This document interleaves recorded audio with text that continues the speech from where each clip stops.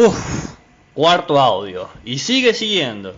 Ya no me ven la cara, pero estoy seguro que ya ni me bancan. Pero bueno, es lo que hay. Eh, Les voy a explicar en este audio un poco de qué habla el texto. El texto se llama Otra cumbia epistemológica. ¿Por qué otra cumbia? Porque está basado en el video de Lelutier, Cumbia epistemológica. Entonces, siempre es útil ver el video, pero pueden entender el texto sin necesidad de ver el video de Lelutier. Yo se lo recomiendo porque es gracioso, es divertido y es gracioso. Es dos veces gracioso. Bueno, el texto hace lo siguiente.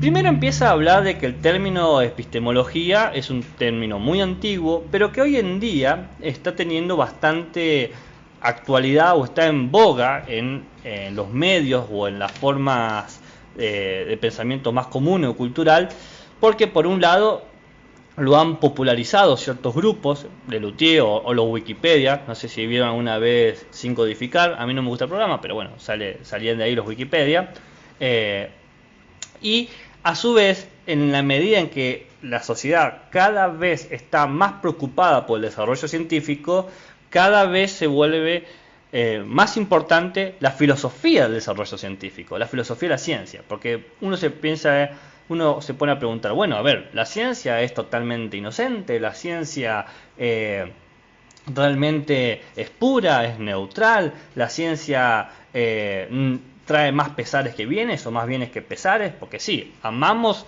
la aplicación técnica de la ciencia. Por ejemplo, gracias a la aplicación técnica de la ciencia, yo puedo grabar este audio y enviárselo a ustedes para molestarlos, digo, para explicarles este texto. Pero también la ciencia ha generado ciertos problemas. Fíjense ustedes las desinformaciones que generan las redes sociales o también las fábulas que se están diciendo, las fábulas no, los mitos o lo que se dice que los virus que se están generando como de pandemia, como el coronavirus, en realidad vienen de laboratorios que se crearon para tal fines, qué sé yo. Sabemos que la ciencia tiene poder bastante destructivo, la bomba nuclear, por ejemplo, o las simples armas. Entonces, en la medida que la ciencia influye en más aspectos de nuestra vida, la filosofía de la ciencia se vuelve cada vez más apremiante. Y ahí aparece un título muy sugerente en el texto de Monbrú. Recuerden, no es Mambrú se fue a la guerra, sino que es Monbrú fue a hacer epistemología. Y es el texto que dice la epistemología como campo de lucha. Es decir, como un lugar donde se tiene que hacer un espacio a la filosofía. Siempre la filosofía se tiene que hacer un espacio porque nadie estudia filosofía. Es decir, ¿quién estudia filosofía? Cuando dije que quería estudiar filosofía, mis padres me dijeron, ¿no preferís ser vagabundo? Así ya cortás caminos, pero bueno, no importa. La filosofía empieza a presentarse de una forma preocupada sobre qué está haciendo la ciencia, y la filosofía de la ciencia se hace un lugar que empieza a generar hasta prestigio, hasta... ¿Por qué prestigio? Porque empezamos a estudiar la ciencia como es, como se los leí en el poema anterior, de forma con todos sus defectos y con todos sus problemas. Y entender que la ciencia también domina nuestros intelectos y nuestras formas de hacer la vida, porque nos volvemos dependientes de la tecnología que desarrolla la ciencia. O si no, traten de estar una semana sin celular y después me cuentan. Luego, el texto sigue preguntándose si la epistemología es una ciencia social. Dice, ¿qué clase de ciencia puede ser la epistemología? Dice, claramente no es una ciencia formal, no es como las matemáticas, o la geometría, o la lógica, pero tampoco es una ciencia natural, no es como la física o la biología. Entonces, ¿cómo cuernos es la epistemología? ¿Es una ciencia? ¿No es una ciencia? Bueno, empieza a preguntarse sobre eso.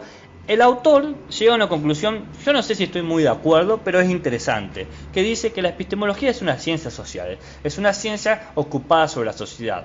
Claro, pensemos que la ciencia la produce sociedades de científicos, grupos de científicos. Hay que romper el mito de que hay un solo genio que se le prendió la lamparita, Newton y Einstein movieron ellos solo la ciencia. En realidad son comunidades de científicos que trabajan arduamente de forma sesuda. Ya sé lo que me van a decir ustedes. Se suda cuando hace calor. Pero en realidad estoy hablando acá de que los científicos trabajan de forma cooperativa. Entonces, quizás la epistemología es una ciencia social. Y luego se pregunta Monbrú si la ciencia tiene valores. Es decir, ¿la ciencia es buena? ¿La ciencia es mala? ¿La ciencia es neutral? ¿Y la epistemología puede decir algo sobre la bondad o maldad de la ciencia? Y sobre eso último, sobre el pucho, ¿no? Sobre la última coda, se pregunta si hay una sola forma de hacer epistemología. ¿Cómo identificamos a la epistemología? Si yo quiero hacer una labor epistemológica, ¿qué tengo que hacer? ¿Tengo que luchar contra la ciencia? ¿Tengo que decir, bueno, en realidad la ciencia es mala? ¿O tengo que decir, no, la ciencia es positiva? Es decir, ¿cómo tengo que pensar a la ciencia desde la filosofía?